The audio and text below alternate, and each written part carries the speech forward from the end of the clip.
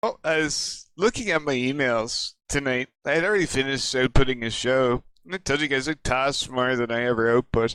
It inspires me to know that I'm helping other people.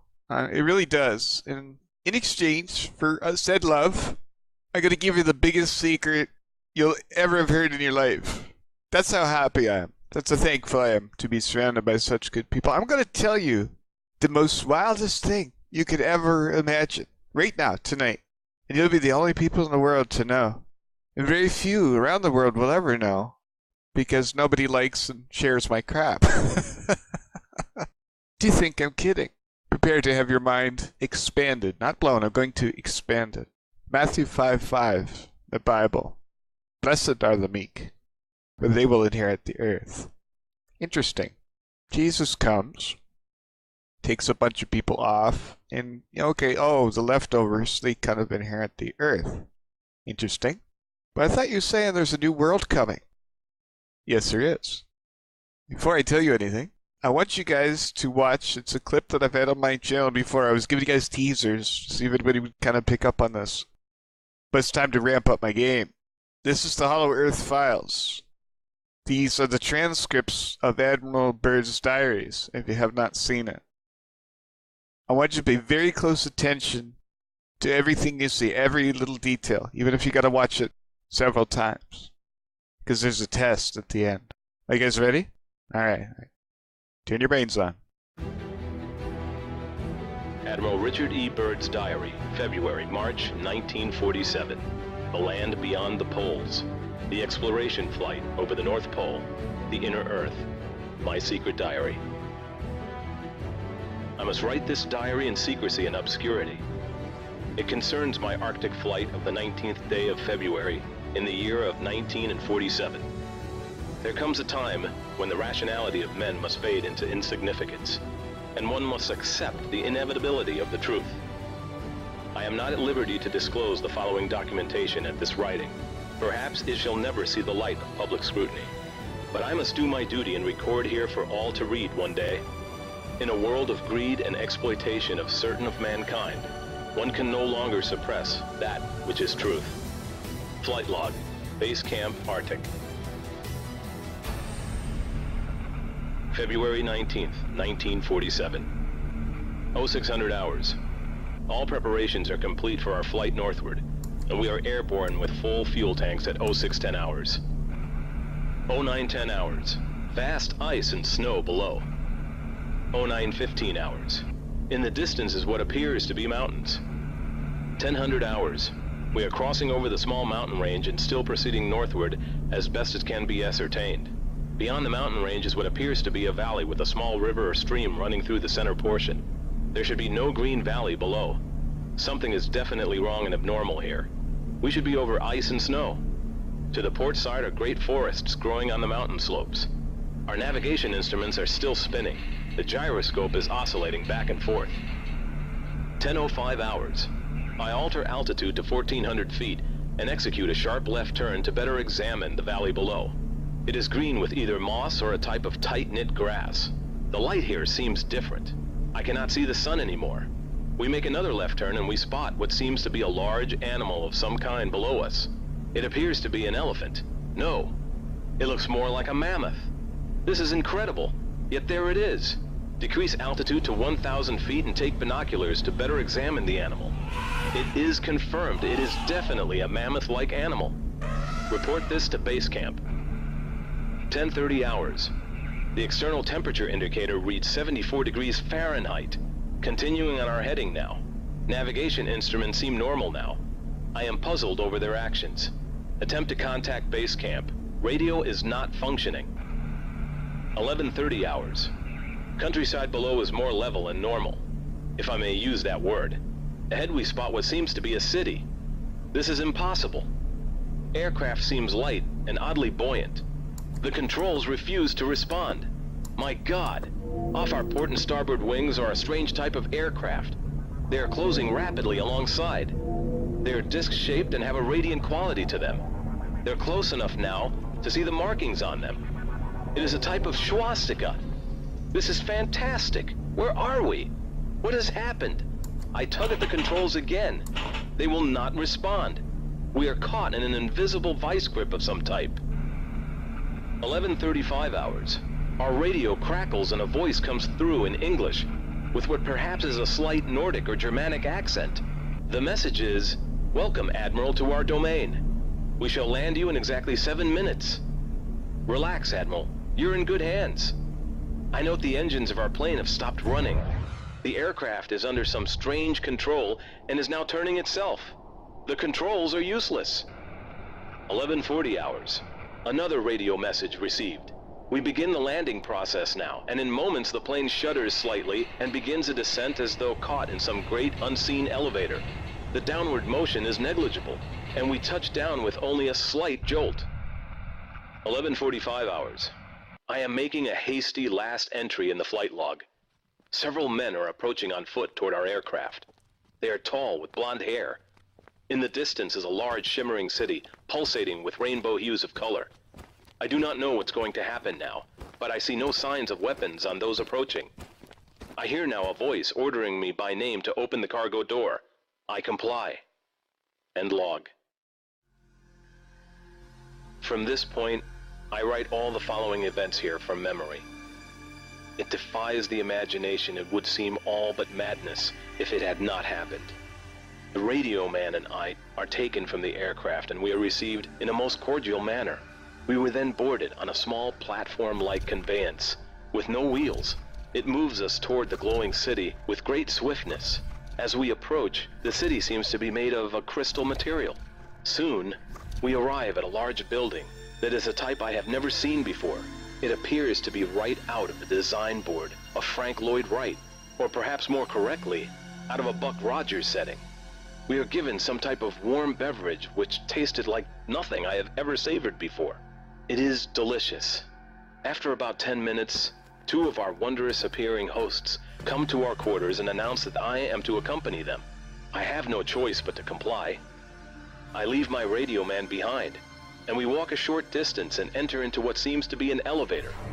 We descend downward for some moments, and the machine stops, and the door lifts silently upward. We then proceed down a long hallway that is lit by rose-colored light that seems to be emanating from the very walls themselves. One of the beings motions for us to stop before a great door. Over the door is an inscription that I cannot read. The great door slides noiselessly open, and I am beckoned to enter. One of my hosts speaks. "Have no fear, Admiral. You are to have an audience with the Master." I step inside, and my eyes adjust to the beautiful coloration that seems to be filling the room completely. Then I begin to see my surroundings. What greeted my eyes is the most beautiful sight of my entire existence. It is, in fact, too beautiful and wondrous to describe. It is exquisite and delicate. I do not think there exists a human term that can describe it in any detail with justice. My thoughts are interrupted in a cordial manner by a warm, rich voice of melodious quality. "I bid you welcome to our domain, Admiral." I see a man with delicate features and with the etching of years upon his face. He is seated at a long table. He motions me to sit down in one of the chairs. After I am seated, he places his fingertips together and smiles. He speaks softly again and conveys the following. "We have let you enter here because you are of noble character and well known on the surface world." "Surface world?" I half gasp under my breath. "Yes," the Master replies with a smile. "You are in the domain of the Ariani, the inner world of the Earth. We shall not long delay your mission, and you will be safely escorted back to the surface and for a distance beyond. But now, Admiral, I shall tell you why you have been summoned here. Our interest rightly begins just after your race exploded the first atomic bombs over Hiroshima and Nagasaki, Japan. It was at that alarming time we sent our flying machines, the Flugerods, to your surface world to investigate what your race had done. That is, of course, past history now, my dear Admiral, but I must continue on. You see, we have never interfered before in your race's wars and barbarity, but now we must, for you have learned to tamper with a certain power that is not for man, namely, that of atomic energy. Our emissaries have already delivered messages to the powers of your world, and yet they do not heed. Now you have been chosen to be witness here that our world does exist. You see, our culture and science is many thousands of years beyond your race, Admiral. I interrupted, but what does this have to do with me, sir? The Master's eyes seemed to penetrate deeply into my mind, and after studying me for a few moments, he replied, "Your race has now reached the point of no return, for there are those among you who would destroy your very world, rather than relinquish their power as they know it." I nodded, and the Master continued, "In 1945 and afterward, we tried to contact your race, but our efforts were met with hostility. Our Flugerods were fired upon, yes, even pursued with malice and animosity by your fighter planes. So, now I say to you, my son, there is a great storm gathering in your world, a black fury that will not spend itself for many years. There will be no answer in your arms. There will be no safety in your science.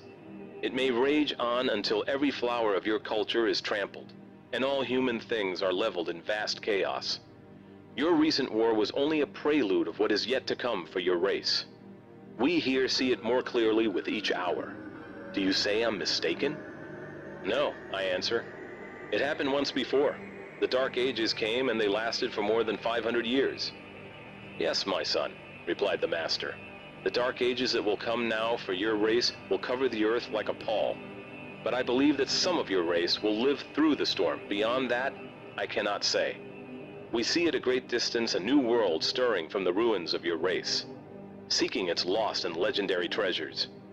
And they will be here, my son, safe in our keeping. When that time arrives, we shall come forward again to help revive your culture and your race. Perhaps by then, you will have learned the futility of war and its strife. And after that time, certain of your culture and science will be returned for your race to begin anew. You, my son, are to return to the surface world with this message." With these closing words, our meeting seemed at an end. I stood for a moment as in a dream, but yet I knew this was reality, and for some strange reason I bowed slightly, either out of respect or humility. I do not know which. Suddenly I was again aware that the two beautiful hosts who had brought me here were again at my side. "This way, Admiral," motioned one. I turned once more before leaving and looked back toward the Master. A gentle smile was etched on his delicate and ancient face. "Farewell, my son," he spoke. Then he gestured with a lovely, slender hand motion of peace, and our meeting was truly ended. Okay. Question number 1. When Admiral Byrd met these strange people, what did he call the leader of that group? The Master. It's an open book test. I'll give you the answers. You don't have to go back. I'm not that much of a prick. Okay. Number 2. What did he warn about? And the most critical thing in that video. It was a power that man should not be playing with. Oh, that's easy. Nuclear power. Why? What does that matter? This is our planet. We'll blow ourselves up if we want, can't we? Isn't that what the media tells us now? We want nuclear war. Is that it? Is it good for us? Why would that matter? Next question. Do you believe or do you not believe that this is the truth? And before you answer, Admiral Byrd was a national hero. An honorable man. You know, the best kind type thing. You know, and this is back in 1945 where men had a lot more integrity than they do in this day and age, especially a war hero. He's like me because he wrote this guy because inside he was burning. He doesn't like secrets. This is what's happening, like I said, with Buzz Aldrin. Whether he did or did not go to the moon, you know, that's going to wear on a man in your old age. You know, the truth of what happened. What did you see? What did you do? Did you go? You know, that's, as a man sees his end, he's like, I can't die with this on my karma. On my conscience, on my karma. This occurred, 73 years ago. That was our first contact. Where did he meet this guy again? Were you paying attention? Oh, the Antarctica. Are you following me so far? Is this a nice, casual, easy to explain pace? Alright, so he met a master, warned us against nuclear weapons for some reason. None of his business. Told us 75 years ago, and in the story he said, when he was referring to the Dark Ages, all your treasures will be right here, my son. And certain of your culture will return to the surface of the earth. Are you listening? Pay attention. In the Bible, there's a couple of strange characters that come onto the scene in the last days.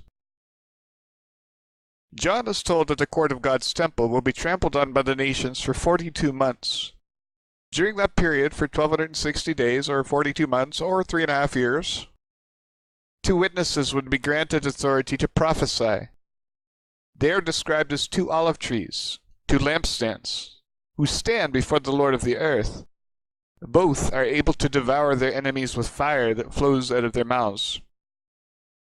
Also, they have power over the sky and the waters, and are able to strike the earth with plague. Very clear? Do you guys understand this? Yes or no? Yes or no? They don't do well against the beast. Let's tie this in. This is Dabu 77. This is his video. I'm going to borrow his Dutch here, Dabu, but you'll understand it's with good reason. Listen to what he says. This is Dabu 7. An update here to the earthquake situation, and I want to take a look here at the Mimic map because we have quite an anomaly that is running right across the region of Lombok that just got hammered again with more severe earthquakes. What I find interesting is last night I took a peek at this right when the very first quake had hit, and then another quake had hit just east of Iwo Jima. Here today, the same exact pattern is happening again. Iwo Jima in this area right here. Now, looking at the Mimic map, you're going to see this massive anomaly slice right through here. Right there it was, and right up toward Iwo Jima. I've got a still of it right here. Now, these anomalies keep coming from the Antarctica region. Of course, they cut that area out, so we have no clue exactly where they're coming from. We do know there's a slew of bases down there, and we've kind of triangulated back to a certain area where we believe that this is coming from. Now, of course, once again, we're not going to be able to prove none of this because they don't even show us anything going on at the poles, especially in terms of most of these maps. But what we do see is the repeated pattern of this wave anomaly emitting from Antarctica. And this time, it just so happens to cut right across Lombok and right up into here, and this matches an area that's getting hit with earthquakes. Getting hit hard with earthquakes. Where was that 8.2? Anybody pay attention when I reported yesterday? Okay, so America may have some military bases down there. Let me put this into perspective for you right now. You cannot see where that signal's coming from, number one. Number two, they found an advanced civilization living in the hollow earth in the Antarctica 75 years ago. They warned humanity what would happen if there was nuclear war.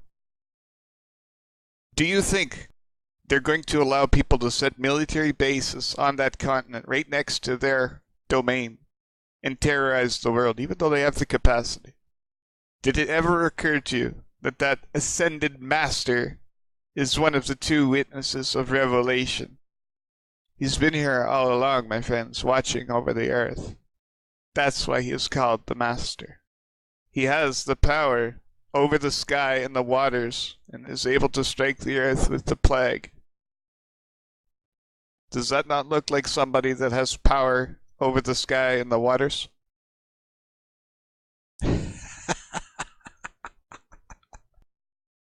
Incredible. Blessed are the meek, for they will inherit the earth. Those that are not ready to ascend will form the core of a new civilization. Those that are worthy but not quite ready, perhaps, not chosen, I don't know how it works. I don't remember. And those that survive together, blessed are the meek, for they will inherit the earth. Jesus comes and leads the rest to the higher dimension. Why is nuclear power such a no-no? Did it ever occur to you that it affects the higher dimensions? Well, what does that matter?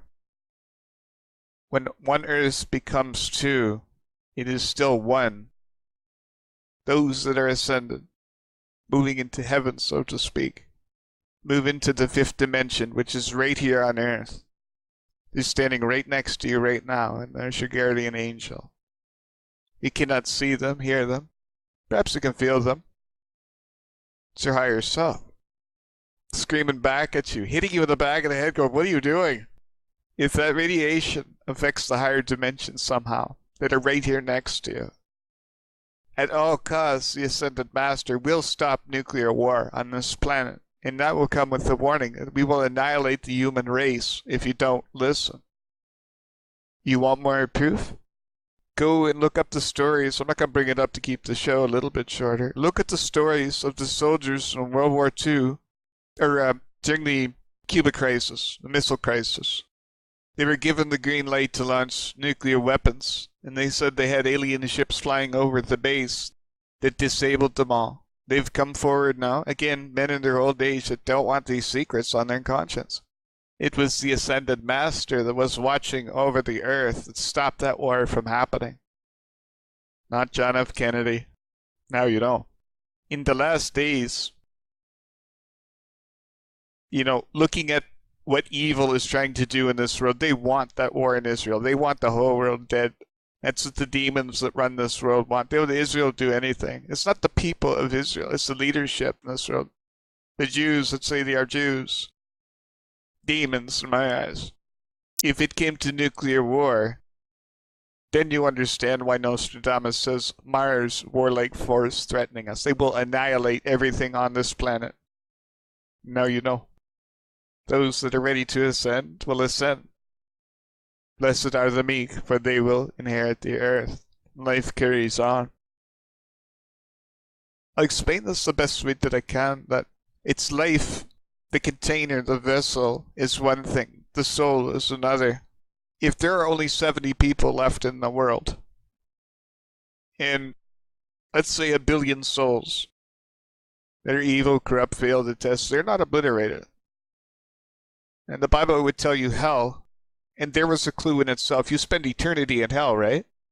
How could you spend eternity in hell unless you are immortal? If the new seeds of a human race are put down, just bodies we'll call them, as they begin to multiply, there are souls called up from the well of souls to replace those spirits. That's just a general example.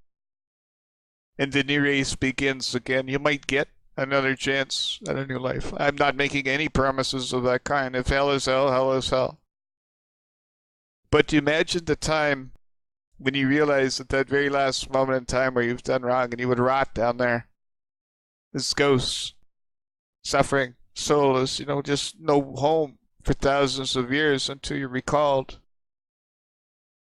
That this is what it was, the 144,000, a lot of people think that they are Pleiadians and stuff. Did it ever occur to you that Jesus actually came and preached down there, as the Bible says that he did, that you might actually have that one shot at redemption? You never formed part of this world because you're only reborn. There's so many in line ahead of you that you were reborn precisely when you were meant to in the last generation. And the chance at redemption.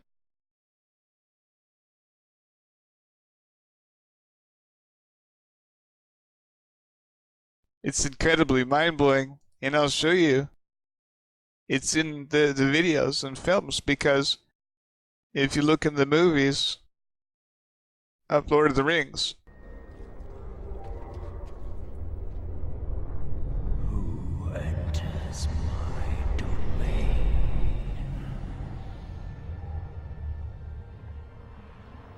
One who will have your allegiance. The dead do not but suffer the living to pass. You will suffer me.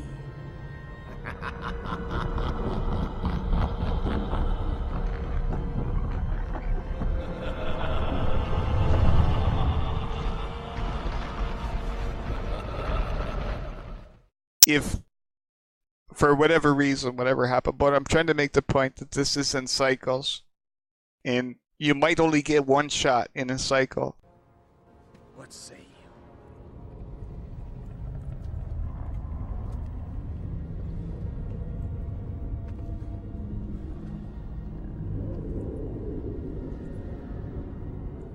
What say you? You waste your time, Aragorn. We had no honor in life, we have none now in death. I am Isildur's heir. Fight for me. And I will hold your oaths fulfilled.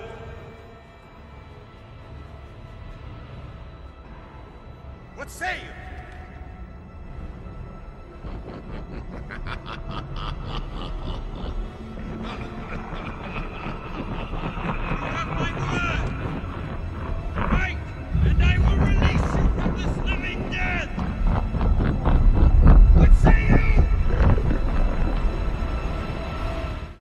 Of redemption, maybe me, myself, or you, or anybody. We have it in our heads that we're, people that may have passed this test and came back to help humanity. But look at the other end of the scale, that you may have failed and are being given another shot. So that's some great food for thought, and I hope that really opens up your mind. And now you might have an understanding that one of the two witnesses of Revelation is here, doing his thing. Now this might look bad, but I told you there's things that have to happen to this earth to get it back to where it was. The part of the human experience is where you're not supposed to know about any of this. And this is the part of the revelation in the end times. The apocalypse means revealing. You come to realize that this might just have been a test all along. You'll come to realize that you can change your ways and you have time, be it short. And you look around, and you're going to start to realize the things that you would have never in a million years understood, and karma being the big one. And it's how you can adapt and react and make changes in those last years and pass your test. So I love you guys lots. Naughty Beaver out. Take care.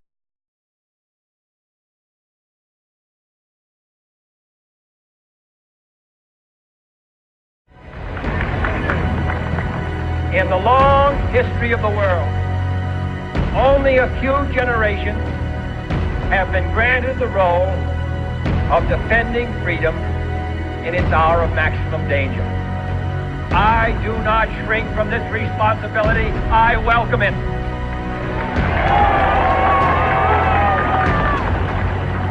I do not believe that any of us would exchange places with any other people or any other generation.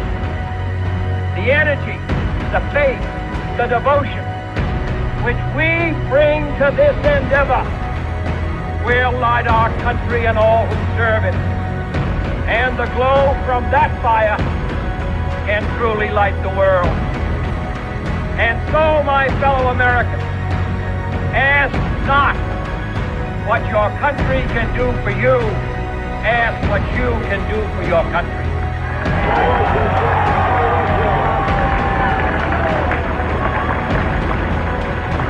My fellow citizens of the world, ask not what America will do for you, but what together we can do for the freedom of man.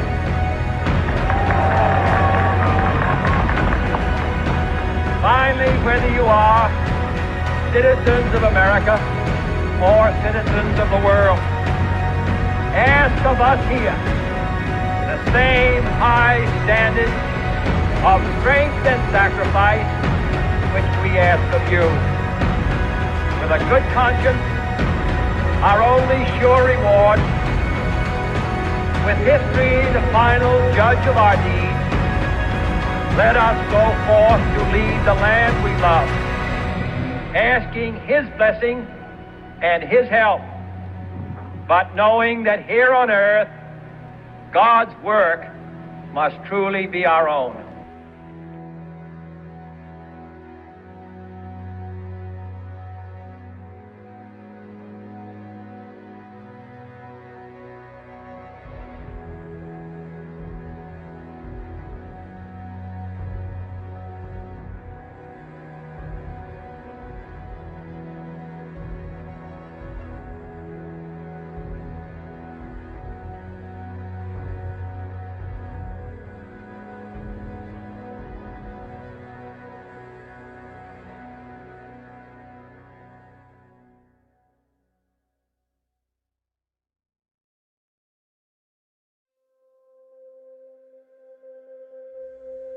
For we are opposed around the world by a monolithic and ruthless conspiracy that relies primarily on covert means for expanding its sphere of influence, on infiltration instead of invasion, on subversion instead of elections, on intimidation instead of free choice, on guerrillas by night instead of armies by day.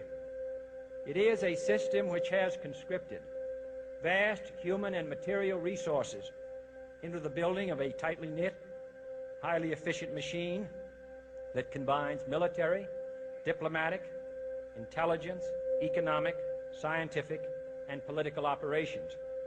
Its preparations are concealed, not published. Its mistakes are buried, not headlined. Its dissenters are silenced, not praised. No expenditure is questioned, no rumor is printed, no secret is revealed.